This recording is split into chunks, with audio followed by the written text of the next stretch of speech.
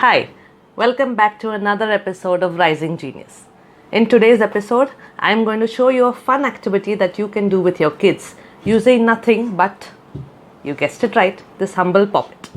You must have seen that it's a rage currently in the toy shops. Now, how can I use this poppet, this humble thing, to develop a brain activity with the kids? Let's take a look. Okay, can you pop 2 orange and 1 yellow? 2 orange and 1 yellow. Very good.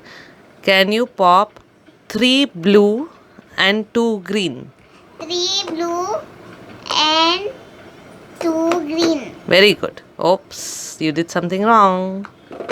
2 green, good. Okay, last time now. I want you to pop 3 blue and 2 orange. 3 blue and 2 orange. Perfect. Now say bye-bye. Bye-bye. See you in next video. See you next video. So I hope you enjoyed watching this activity as much as I enjoyed shooting it. Click the like and the subscribe button to stay tuned on new videos. I hope to have a new video every week for you all. Let's see what the new video brings for some interesting brain activities and workouts for your kids. I'll see you in the next video. Bye-bye.